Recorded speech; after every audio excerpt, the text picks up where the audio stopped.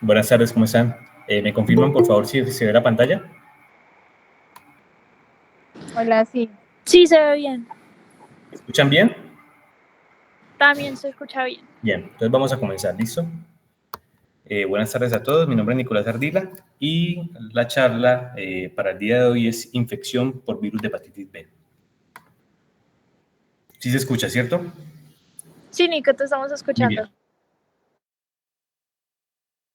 Tenemos para el día de hoy, vamos a hablar de la epidemiología, la transmisión, las características virológicas del ciclo de vida de ese virus, un caso clínico que vamos a ir desarrollando en el transcurso de la charla y pues vamos a continuar con la historia natural, el diagnóstico, tratamiento y unos apuntes con respecto al seguimiento. Esta es básicamente la epidemiología pues, de la infección por el virus B. Realmente es una infección muy importante globalmente. Se presenta en 296 millones de personas, las cuales tienen positividad para el antígeno de superficie para hepatitis B. Y cuando miramos, la prevalencia global es más o menos del 3.5%. Nosotros vamos a ver entonces que según las diferentes regiones geográficas a lo largo del mundo, vamos a agrupar cada una de estas regiones según su endemicidad, de tal forma que las regiones con baja endemicidad son aquellas que tienen una prevalencia menor al 2%. Acá globalmente consideramos Norteamérica y Europa Oriental. Las de endemicidad moderada son aquellas que tienen una prevalencia del 2 al 8%, incluyendo toda la zona del Mediterráneo y Europa del Este, y finalmente aquellas regiones y continentes del mundo que tienen una alta endemicidad corresponden a las que tienen una prevalencia mayor al 8% y están representadas por Asia del Este y África.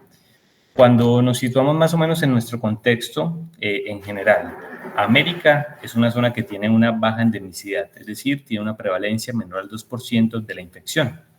Pero si nos vamos a remontar a Colombia, realmente los datos son muy escasos. Nosotros podemos encontrar datos hacia el año 2005 que nos mencionan que en general el territorio colombiano es un área de endemicidad intermedia, es decir, una prevalencia entre el 2 al 8%, más exactamente según los registros entre el 2 al 5%, y cuando vemos por territorios, acá quiero destacar los territorios de alta endemicidad, que son Guainía, Vaupés, La Guajira, Huila, Tolima y Santa Marta, y finalmente los de endemicidad intermedia, que es Bichada, Arauca, Caldas, norte de Santander, Casanare, Chocó, Magdalena, Boyacá y Cundinamarca.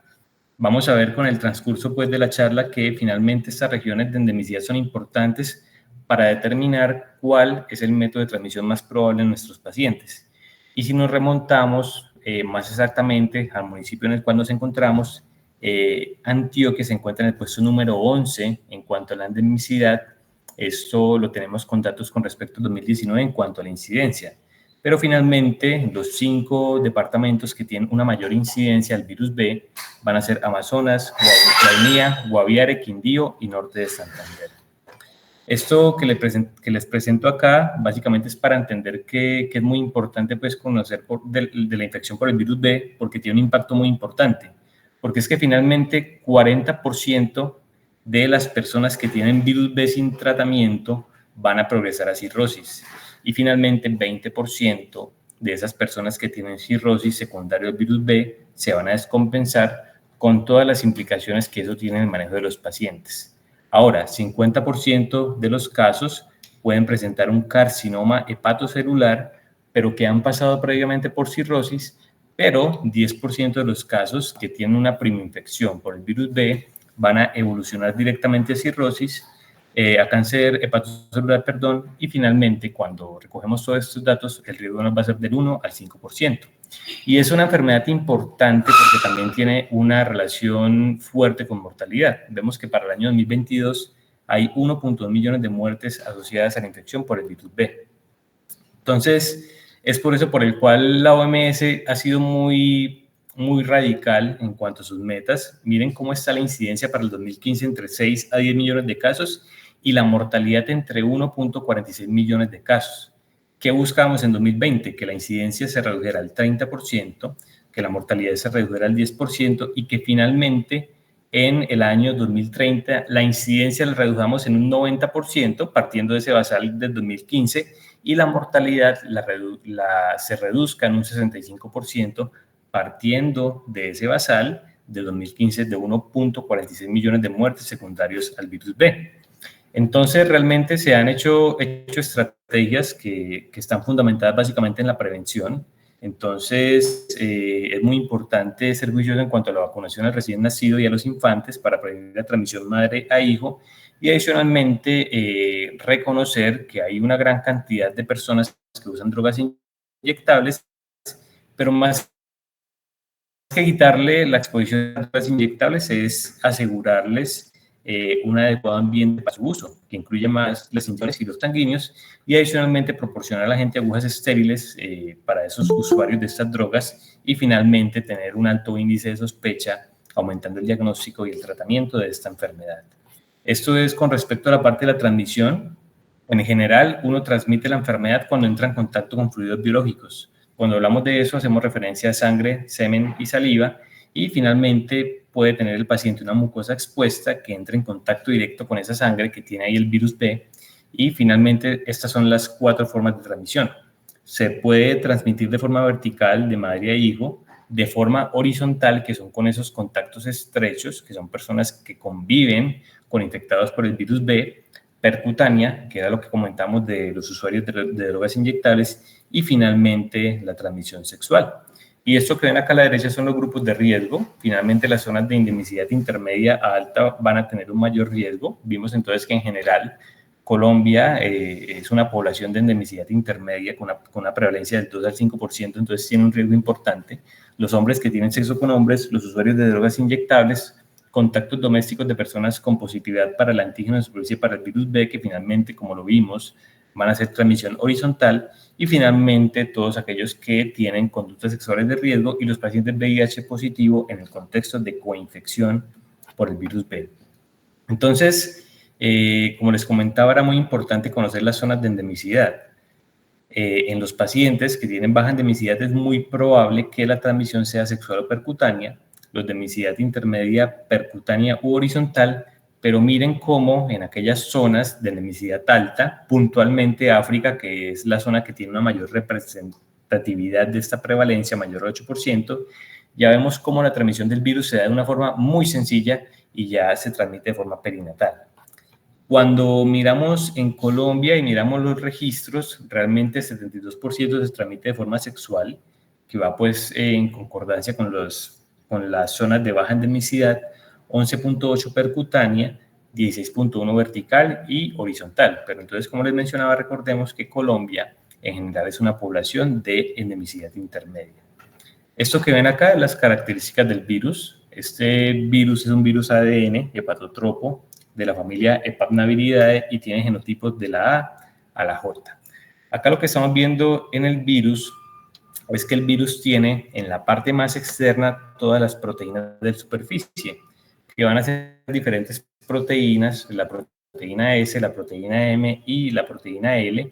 Ya en la parte más interna comenzamos a ver la nucleocápside del virus, que está compuesta por el antígeno core, y en su interior tenemos la polimerasa del virus, que va a ser muy importante para el ciclo de vida del mismo, y finalmente tenemos este DNA del virus, una partícula que en general mide 42 nanómetros, pero tenemos otras partículas más pequeñas que en general van a ser todas esas partículas subvirales, pero también tenemos la nucleocápside envuelta de 22 nanómetros y la nucleocápside desnuda, pero vamos a ver cómo estas partículas en general son partículas no infecciosas. Realmente la infectividad del virus viene representada por esta gran partícula, que es el virus completo o la partícula de daño. Esto es lo que pasa con el virus. Tenemos el virus en sangre con toda su estructura, y finalmente el virus va a interactuar en el hepatocito con el receptor de taurocolato de sodio, que por sus siglas es el receptor NTCP.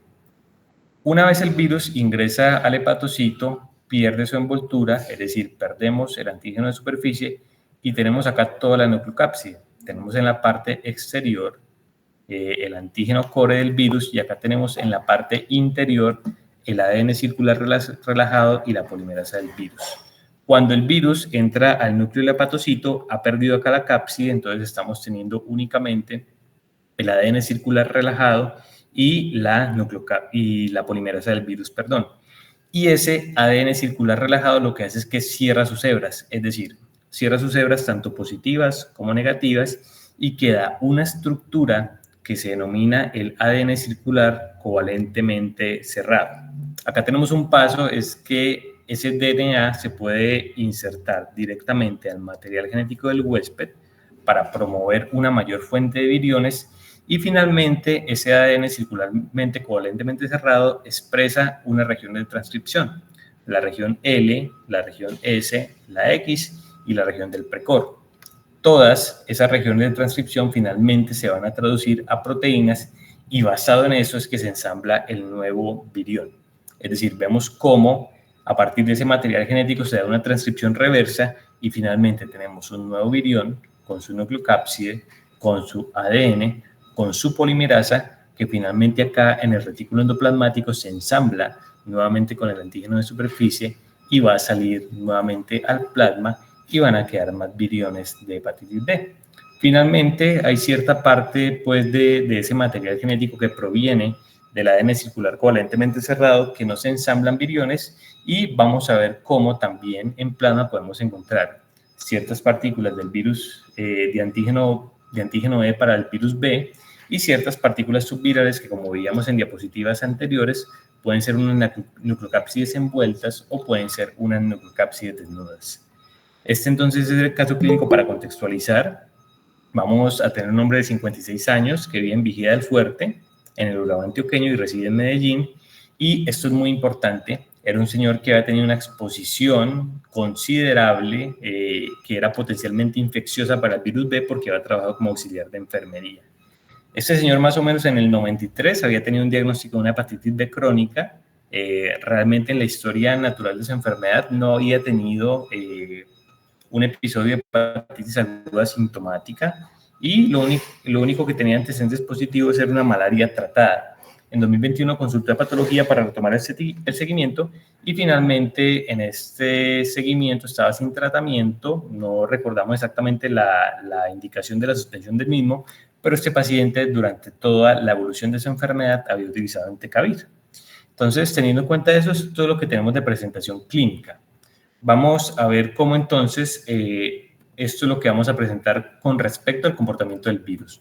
Es un virus que lo adquirimos por las las diferentes formas de transmisión que ya vimos, que varían según la endemicidad y se incuba de 1 a 6 meses.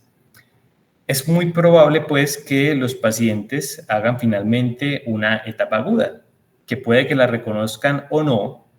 Sí, la gran mayoría de pacientes no la reconocen, como muy probablemente pasó con nuestro paciente, porque son asintomáticos en un 70% y 30% son sintomáticos, los cuales presentan síntomas generales y eventualmente pueden presentar algo de ictericia, pero resuelve de una forma espontánea.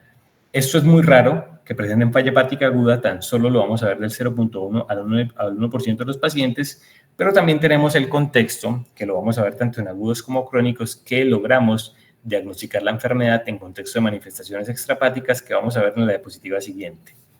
Entonces, presentamos el 90% de pacientes agudos, pero es muy poco probable que terminen en una infección crónica. Miren que la probabilidad de que los pacientes terminen en infección crónica va a ser mucho mayor en la medida que somos más jóvenes. Es decir, un paciente que se infecta en el nacimiento es muy probable que termine con infección crónica, pero finalmente un paciente que se infecte en una mayor edad, como es el caso de nuestro paciente Manuel, es muy poco probable que termine en una infección crónica, tan solo el 5%. Es por eso que muchas veces, como pasó con este paciente, la infección crónica la vamos a detectar en tamizaje. Les comento entonces que este paciente realmente se le pidieron las pruebas cuando ingresó a trabajar en su lugar de trabajo como enfermero o con manifestaciones extrahepáticas o que de alguna manera pedimos las transaminasas por alguna otra indicación, las encontramos elevadas y dentro del enfoque pedimos los hepatotropos y encontramos la infección por el virus B. Esta es la parte pues, de manifestaciones extrahepáticas, realmente son muy variadas, pueden invadir directamente todos los órganos blancos o simplemente pueden generar un daño inmunomediado con inmunocomplejos que migran a los órganos blancos. Entonces, ese no es el objetivo de la charla, pero pueden tener manifestaciones tanto neurológicas, renales, manifestaciones oculares, hematológicas, óseas o finalmente dar una gran cantidad de manifestaciones inmunológicas en sangre. Entonces, miren que tenemos acá al señor Manuel, como les había comentado. Finalmente fue un señor que aparentemente hizo una manifestación asintomática de la enfermedad aguda. Recordemos que solo el 70%, un porcentaje muy alto, hacen enfermedad asintomática aguda. No tuvo manifestaciones extrafáticas y, como les comentaba, el diagnóstico se hizo como tamizaje simplemente por ser personal de salud que estaba entrando a trabajar en alguna institución. Miren cómo el hemograma no impresiona para ninguna normalidad y miren cómo las transaminasas en general están normales, al igual que el resto de bioquímica hepática, la albúmina y el INR. Tenemos un antígeno de superficie para el virus B francamente positivo, un anticuerpo para el antígeno no reactivo, un anticuerpo contra el core no reactivo y un antígeno IgM, un anticuerpo IgM contra el core no reactivo. Y finalmente vemos cómo está el antígeno E no reactivo, el anticuerpo contra el antígeno E no reactivo, pero es un paciente que tiene una carga viral de 1700. Cuando veíamos las coinfecciones del paciente, veíamos que no tenía coinfecciones ni para el virus C ni para el virus D. ¿Qué se hizo con el paciente cuando se evaluó? Se repitieron los exámenes y se volvió a recibir con los paraclínicos. Miren cómo el antígeno de superficie seguía positivo. Miren cómo no tenía anticuerpo contra el antígeno de superficie. No había coinfección para el virus B. No había anticuerpos IgM contra el core. Había antígeno E no reactivo y anticuerpos contra el antígeno E no reactivo. La carga viral de 1810 y realmente la LT varió muy poco entre el primer contacto con el paciente y este último contacto. Entonces acá lo que tenemos que desarrollar es finalmente en qué fase de la enfermedad se encuentra cuando hablamos de hepatitis B crónica. Hay que entender entonces mucho la historia natural y el diagnóstico de esta enfermedad.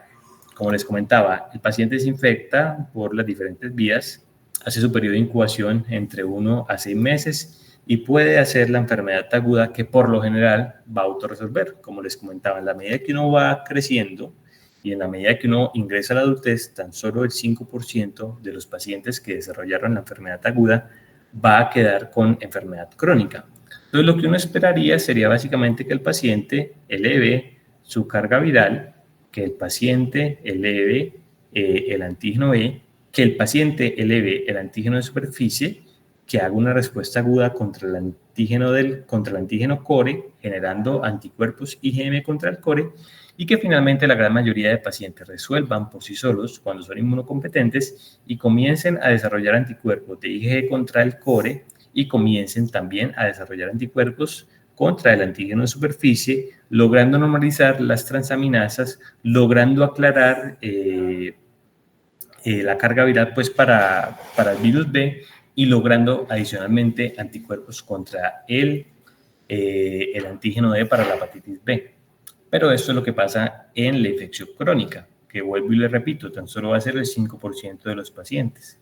Aquí, ¿qué es lo que pasa? Lo que pasa es que los pacientes no logran aclarar por completo el antígeno de superficie y vamos a ver cómo esto se mantiene a lo largo del tiempo, lo cual está representado por la línea roja, y finalmente vamos a ver que los pacientes pueden tener también anticuerpos de IgM contra el core, pero eventualmente en la medida que pasa la enfermedad pueden hacer IgG contra el core, pero la gran característica es que esos pacientes mantienen también esa carga viral para el virus elevada.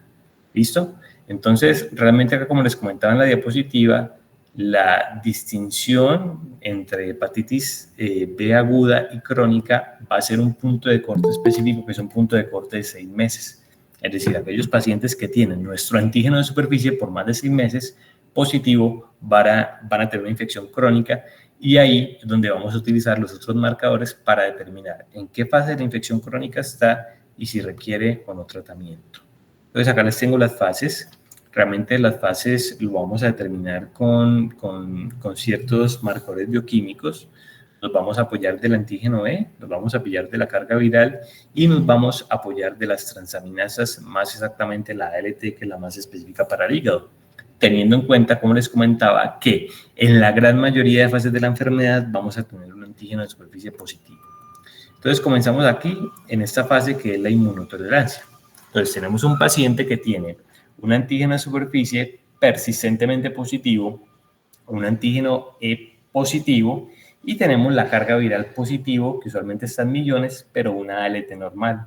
Es decir, el sistema inmune no ha desarrollado una respuesta inmunológica contra el virus, y finalmente esto se traduce en lo que vemos en el hepatocito, porque no hay fibrosis, o puede haber una fibrosis o una microinflamación mínima o ausente. Y usualmente son aquellos pacientes que se infectan jóvenes o pacientes que se infectan de una forma de transmisión vertical o en la infancia. Entonces, muchas veces vamos a ver estos pacientes en las zonas de alta endemicidad, que como les comentaba, son zonas en donde hay una importante forma de transmisión vertical. Y estas son las denominaciones actuales que uno ve en las últimas guías. Realmente está bien pues que uno lo llame pues como fase inmunotolerante, pero si uno quisiera ser preciso, usted lo denominaría fase de antígeno para de antígeno B positivo, infección crónica. Esta es la otra fase, son pacientes que usualmente se infectan en la adultez, son pacientes que se denominan como fase inmunoactivas, porque si bien tenemos el antígeno de superficie positivo, que recuerden que no se ha aclarado, el antígeno B positivo, la carga viral positivo, y ya comienza a haber un daño en el hepatocito que es inmunomediado, y eso cómo se traduce en una ALT elevada. Finalmente, en histología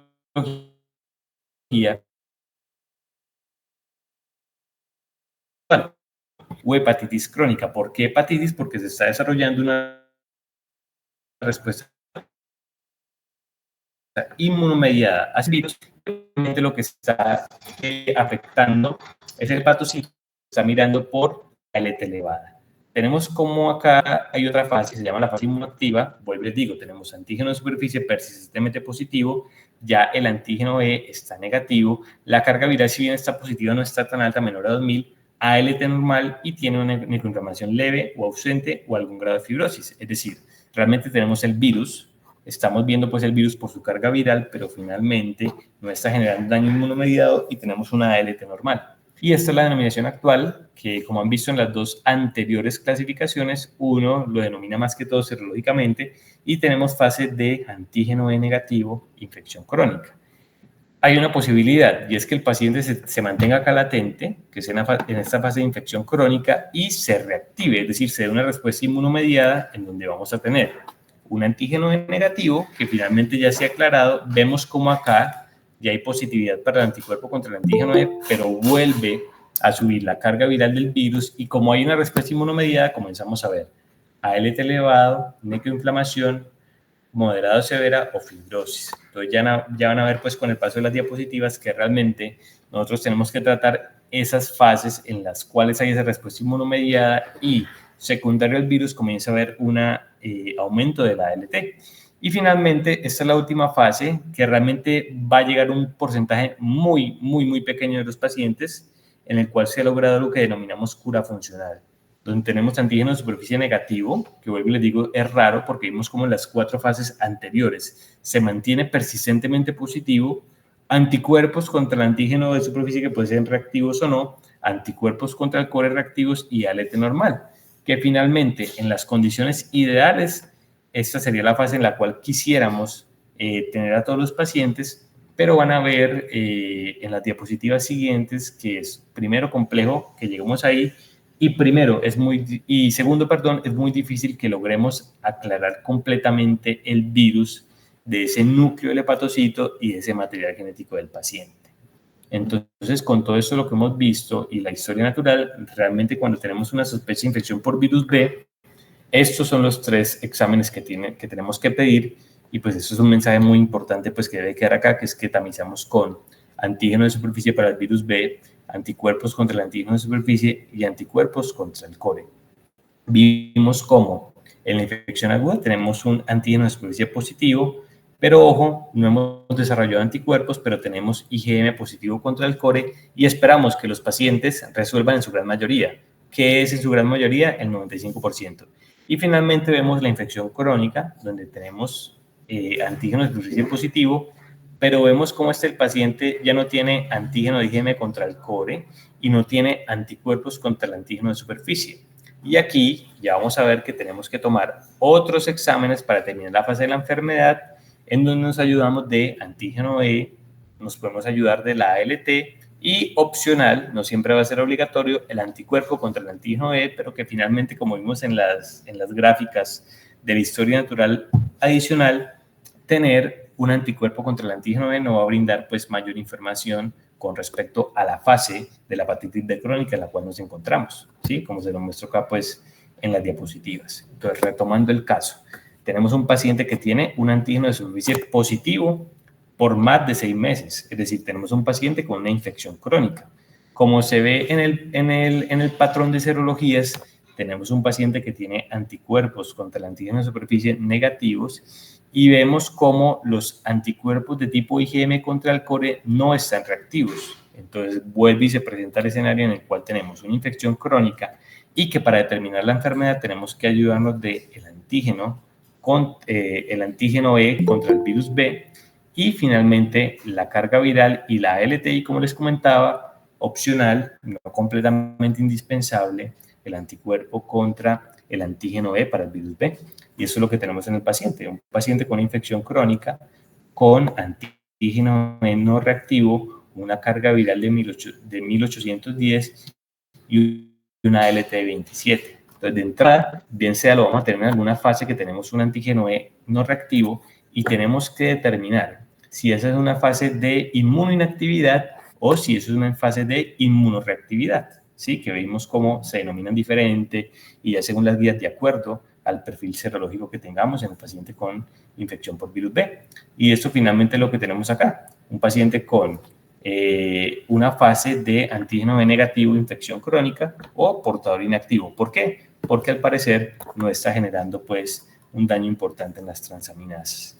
Entonces, eso es lo que hemos tenido con el paciente, un señor de 56 años, vimos que está sintomático y sin manifestaciones extrahepáticas. Vemos que está en la fase de portador inactivo o en la fase de antígeno E contra el virus B negativo, infección crónica, vemos la EDT27, la carga viral de 1810 y agregamos acá una cosa muy importante que va a ser la ecografía, que finalmente la tenemos que pedir en todos los pacientes porque como vamos a ver es muy importante definir si es cirrótico o no. Y en el caso de este paciente tiene una cetosis hepática grado 1, sin signos de hepatopatía crónica y la elastografía le da 5 kilopascales entre F0 y F1, es decir, es un paciente que no es cirrótico. Entonces, aquí, ya una vez hemos identificado la fase, la pregunta que vamos a tener es si este paciente requiere o no de tratamiento. Y esto es lo que estamos buscando finalmente con el tratamiento. Estamos buscando que el paciente logre una supresión de la replicación viral, lo cual se traduzca en histología, disminuyendo la necroinflamación y la fibrosis para evitar que el paciente eventualmente con el paso de los años nos progrese a cirrosis y finalmente evitar lo que hablábamos de la cirrosis descompensada, que como les comentaba en las diapositivas iniciales podría ser hasta en el 20% de los pacientes y disminuir la incidencia de hepatocarcinoma, que como les comentaba directamente puede ser 10% de los pacientes y pasando previamente por cirrosis en aquellos pacientes no tratados para el virus B puede ser un 50%. Entonces, aquí yo lo que les quiero traer es que separemos entre hepatitis aguda y hepatitis crónica. Como les comentaba, en adultos es raro que veamos hepatitis aguda según el virus B, pero finalmente nosotros tenemos que anticiparnos para que esos pacientes no progresen a una falla hepática aguda, que finalmente pues son aquellos pacientes que van a tener bilirrubinas elevadas, INR elevados y encefalopatía. Afortunadamente para nosotros el curso de la enfermedad aguda es muy benigna porque tan solo el 95% van a resolver espontáneamente y tan solo el 5% van a evolucionar a una enfermedad crónica. Y finalmente el hecho pues, de que el paciente tenga bilirrubinas mayores a 10 por más de 4 semanas o INR mayores a 1.5 si hacía mucho pues, con malos desenlaces. Y aquí, pues en este caso, uno podría proponer pues algún tratamiento antiviral, pero que finalmente pues no tiene una muy buena evidencia. Es decir, en el caso de que el paciente tenga una hepatitis aguda, sí de entrada, aquellos pacientes que tengan estos criterios, que son los de falla hepática aguda, sí damos el tratamiento antiviral, pero en el resto sí podemos abstenernos de dar este tratamiento porque van a tener un curso de la enfermedad que es muy benigno. Esto que les ponemos acá en la parte inferior son las indicaciones, pero vuelvo y les digo, son indicaciones que vienen de un bajo nivel de evidencia y de series de casos, y eventualmente nosotros podemos elegir cualquiera de estos tres, pero finalmente del que más tengamos disponibilidad, del que menos tenga toxicidad para el paciente, que pues finalmente se realmente cabir el más fácil de utilizar y el que menos tiene toxicidad.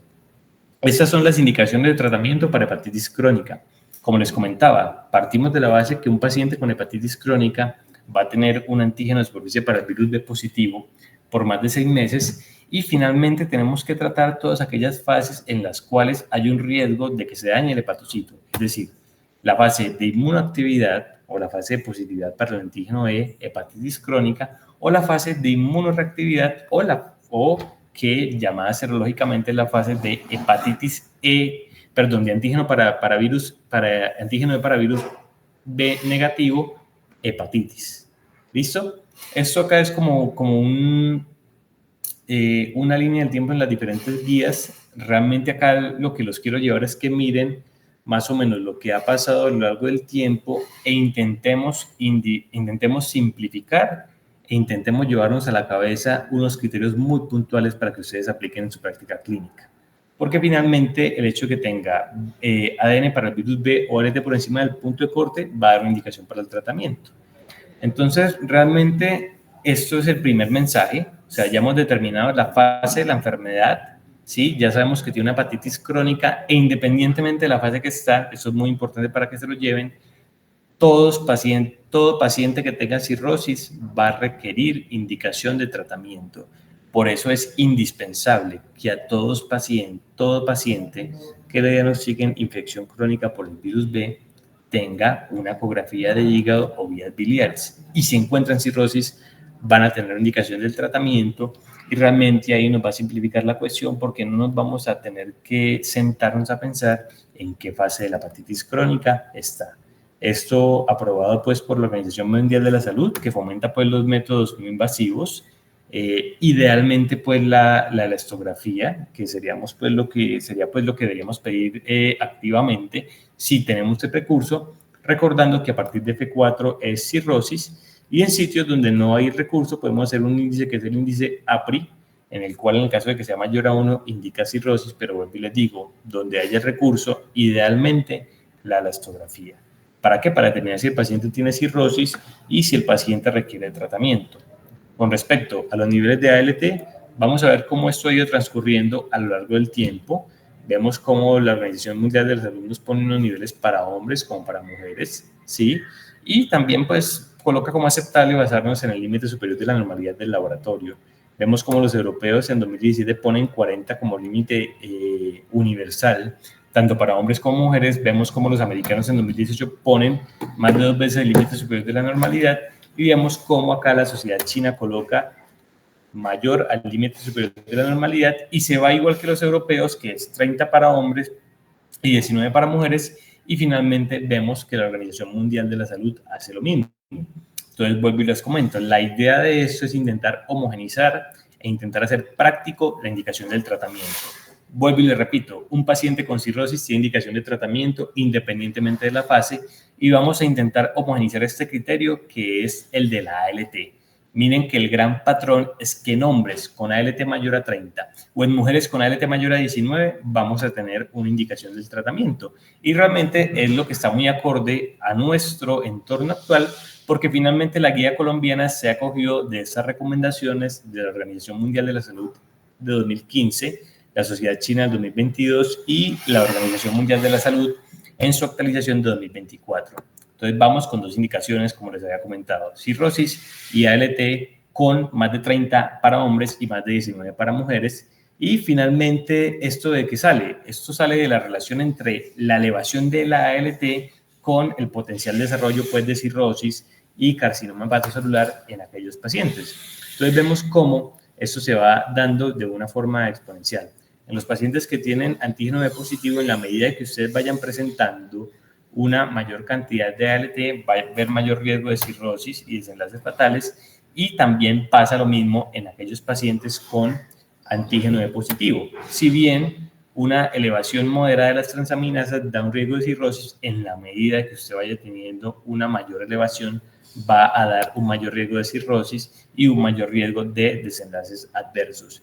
Entonces, vuelvo y juega lo que les decía, vamos a quedarnos en la cabeza con que en general, para nuestra población colombiana, de acuerdo a las recomendaciones de la Organización Mundial de la Salud y de la Sociedad China, que es lo que va a favor de lo que dice la guía colombiana, para aquellos pacientes que tengan nuestra infección por virus B y que tengan una ALT mayor a 30 en hombres y una ALT mayor a 19, va a ser indicación de tratamiento y vamos a tomar indicaciones terapéuticas con respecto a eso. Finalmente, con la carga viral para el virus B, vamos a ver cómo esto varía mucho. Entonces, miren que acá les presento nuevamente las 5 guías.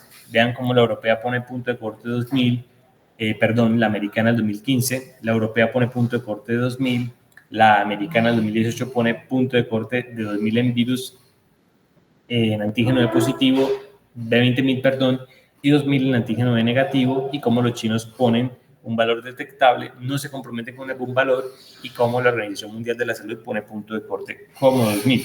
Y lo que vuelvo y les digo, la idea en este contexto es intentar simplificar para tomar decisiones prácticas y rápidas en los pacientes. Entonces vemos como esos puntos de corte heterogéneos hay que reconocerlos, pero finalmente tenemos que adoptar en nuestra práctica clínica un punto de corte en específico a partir del cual tomamos la decisión.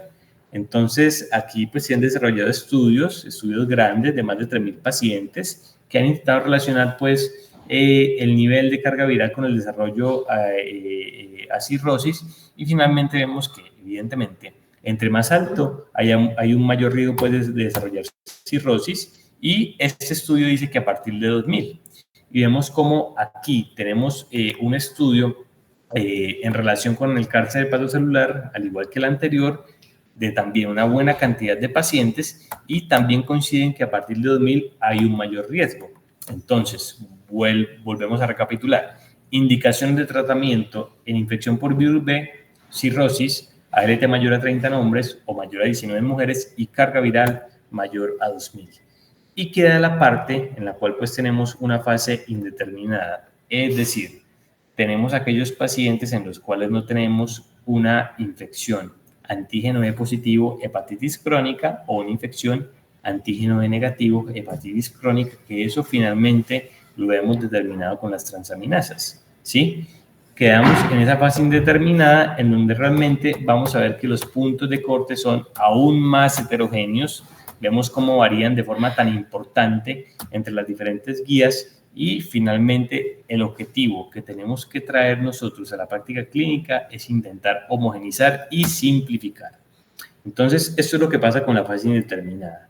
Tenemos también seguimientos importantes, como hemos visto en las fases anteriores, que están muy claras, de más de 3.000 pacientes, en donde vemos cómo realmente los puntos de corte que se han basado en los diferentes estudios según la guía americana, que vemos que los americanos pues hacen puntos de corte bastante heterogéneos y que pueden ser potencialmente confusores, y aquí lo que tenemos es que finalmente de estos pacientes pues que tienen fase indeterminada pueden pues tener un comportamiento muy variable. Algunos pueden migrar o cambiar a la fase inmunoactiva, otros a la fase inactiva, otros poder cambiar a la fase de inmunotolerancia, pero vemos cómo realmente pues los pacientes de fase indeterminada tienen un riesgo que es importante de carcinoma hepatocelular con respecto a la fase inactiva. Entonces ahí el mensaje va a ser que aquellos pacientes que no podemos determinar que están en fase inmunoactiva o en fase inmunoreactiva, tenemos que ponerlos como fase indeterminada y tenemos que ponerles atención intentando buscar otros criterios que nos indiquen administrar tratamiento en los pacientes, ¿sí? Entonces, aquí vamos a ver qué es lo que pasa con la fase indeterminada del riesgo de hepatocarcinoma, una cohorte de 855 pacientes, y vemos que finalmente, de aquellos pacientes que reciben terapia antirretroviral, finalmente a los 10 años tan solo 4% evoluciona a hepatocarcinoma, pero un 15% que no recibió terapia antirretroviral evolucionan a hepatocarcinoma. Entonces, esto es lo que vamos a ver con respecto al comportamiento de las diferentes guías en la fase indeterminada. Vuelvo y les muestro, muy heterogéneo, miren, muy heterogéneo con respecto a la edad, muy heterogéneo con respecto a las diferentes indicaciones adicionales tratamiento y finalmente entonces tenemos que intentar recopilación y con lo que queremos en práctica. Como les decía al principio, el paciente cirrótico sin ninguna duda va a recibir tratamiento. Todo paciente que tenga ALT positivo junto con su carga viral positiva va a recibir tratamiento y vimos cómo logramos homogenizar los puntos de corte tanto de carga viral, que a partir de 2000 al riesgo, y los puntos de corte tanto de ALT acorde a nuestra guía colombiana, que comparte las opiniones con la guía china y con la guía de la Organización Mundial de la Salud del año 2015 y 2024. Y finalmente, para aquellos que quedamos en fase indeterminada, nos apoyamos de otros factores: edad mayor a 30 años, historia familiar de hepatocarcinoma, cirrosis, diabetes, enfermedad por hígado graso, inmunosupresión, compromiso extrahepático o coinfecciones. Pero vuelvo y les menciono, el gran mensaje de la charla es que finalmente no se nos pase en un paciente con virus B hacer una elastografía para determinar si tiene cirrosis, porque eso va a ser una indicación indiscutible de tratamiento, y que no se nos pase mirar la ALT y que no se nos pase mirar la carga viral. Finalmente, si no tenemos eso, vamos a individualizar y vamos a ir por orden mirando todos estos factores de tal manera que podamos indicar el tratamiento, entendiendo que realmente en estos factores que están en el número 3 no hay una evidencia tan fuerte como los anteriores, pero hay que tenerlos en cuenta. Entonces realmente esta es la diapositiva más importante de la charla, porque finalmente van a ser las indicaciones del tratamiento y va a ser lo que nosotros tenemos que realizar en el consultorio y con el abordaje de nuestros pacientes. Miren entonces qué pasaba con el paciente. Tenía un paciente con antígeno G negativo, infección crónica, es decir, no estaba elevando transaminasas. Recordemos que tenemos un hombre y las transaminasas de él estaban en 27. Miren la elastografía. La elastografía no es mayor a 15 kilopascales, es decir, un paciente que no tiene cirrosis, entonces no damos tratamiento. Miren lo segundo, la ALT está en 27 y miren que la carga viral está por debajo de 2000, entonces no damos tratamiento. Y miren lo tercero. Entonces comenzamos a hacer ordenadamente, miramos la edad, miramos que no tiene historia familiar relevante, miramos que no tiene diabetes, miramos que no tiene enfermedad por hígado graso, no tiene inmunosupresión, no tiene compromiso extrahepático, no tiene coinfecciones, pero miren finalmente cómo la edad, que sea de más de 40 años o de más de 30 años, nos implica a tomar la decisión que deberíamos darle tratamiento. Y finalmente, esto es lo que se hace. Pero vuelvo y les digo, las dos indicaciones más fuertes son la número 1 y la número 2. Vamos a saber que en la número 3 esto es muy individualizado, sin tanta evidencia, pero el hecho de que usted lo haga no va a determinar que usted esté haciendo una mala conducta. Simplemente le da el medicamento, asegurándose que el paciente no tenga pues ninguna contraindicación al mismo y que usted le vaya a hacer un adecuado seguimiento, que fue lo que se hizo con este paciente, indicándole entecavir 0.5 miligramos por día. Esto es con respecto a la gente. Finalmente, pues nosotros tenemos el interferón, tenemos pues análogos de nucleócidos, que no me parece pues que es el objetivo de la charla. Realmente el hecho de que usted le coloque entecavir es más que suficiente. Y finalmente pues tenemos otros medicamentos que son en situaciones especiales, que simplemente pues es para que los conozcan, que está el entecavir o tenofovir dixoproxil o tenofovir alafenamida en ciertas situaciones especiales. Pero finalmente el gran mensaje, y vuelvo y le repito, un paciente con hepatitis B crónica, con cirrosis, con ALT elevada, dependiendo del género, o con carga viral elevada, requiere indicación de tratamiento, o individualizando con las indicaciones que les puse en el numeral número 3, y que de entrada nosotros nos vamos a ir con entecavir y ya en el resto del seguimiento va a ser más que suficiente. Y esto finalmente es lo que queremos con el paciente. Como les comento, imposible o muy difícil hacer una cura completa, que finalmente aclarar ese ADN del virus que está incorporado a nuestro genoma es muy difícil, y realmente la gran mayoría de pacientes lo quisiéramos tener en una cura funcional, que es tener negativizado su antígeno de superficie, su DNA para virus B, o tener los anticuerpos reactivos o no reactivos, pero esto en realidad es lo que vamos a tener con la gran mayoría de pacientes, que es tener esa cura parcial, que tiene los criterios que les muestran las diapositivas, y que por eso es muy importante el seguimiento a los pacientes. Entonces, ese es el seguimiento. Hacemos finalmente la elastografía a todos nuestros pacientes, máximo cada año, porque eventualmente está el riesgo de cirrosis, y vamos tamizando el cáncer hepatocelular con la elastografía y con la ecografía y con la alfa-fetoproteína semestral.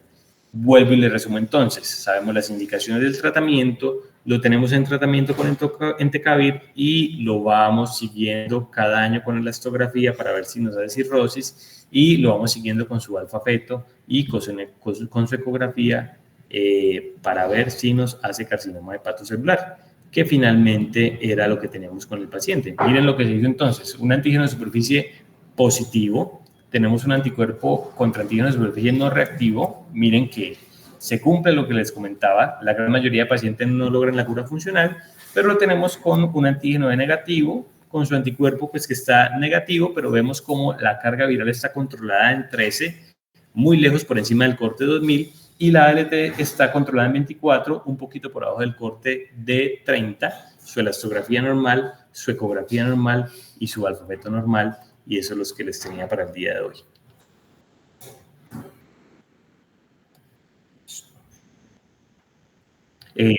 ¿Tienen alguna pregunta, alguna inquietud? Hola, vamos a ir a las preguntas, pero adelante.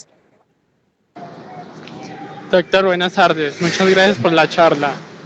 Doc, tenía una preguntita.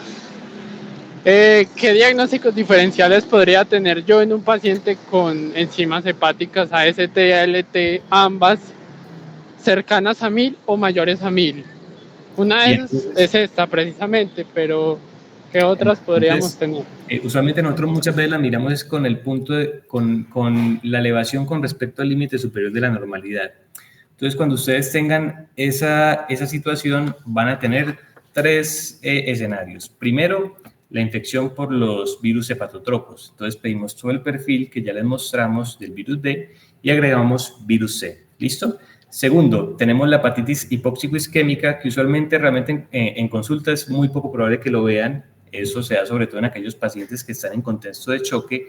Y tercero, aquellos pacientes que hacen DILI, que es una lesión hepática mediada por medicamentos, en donde eventualmente la gran mayoría de medicamentos lo pueden presentar, pero yo creo que realmente en consulta externa lo primero que tendríamos que pensar es el virus B. Como les digo, en el hospitalizado miramos si el paciente tuvo choque, y tiene que ser un choque franco, no únicamente hipotensión, un choque importante en el contexto de vasopresores. Y el DILI, si realmente, vuelvo y les comento, son muchos medicamentos, uno puede recurrir finalmente a bases de datos donde le digan qué medicamentos se relacionan, y uno ve el patrón pues, de elevación de las transaminasas, suspende el medicamento y ve el comportamiento, pero para que se lo lleven en la cabeza, de esas tres situaciones no se sale. ¿Listo? DILI, infección por hepatotropos y hepatitis hipóxico-isquémica. ¿Listo? Muchas gracias, doctor. Un gusto. ¿Alguna otra pregunta? ¿Alguien más tiene preguntas?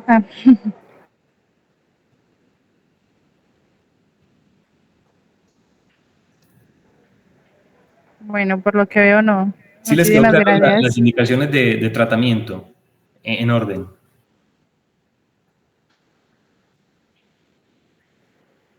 Sí. La diapositiva que les mostré, como les digo, yo creo que es la más importante, donde salen las tres indicaciones de tratamiento en orden, que la tengan pues guardadita pues para la consulta o para su práctica médica. ¿Listo? Listo, muchas gracias. Creo que fue muy claro. Muchas gracias, Nicolás. No, gracias a ustedes. Espero les haya gustado y bueno, si hay más preguntas, feliz tarde y que estén muy bien. Bueno, feliz tarde. Bueno, muchas gracias. Gracias, feliz día. Gracias a todos por asistir.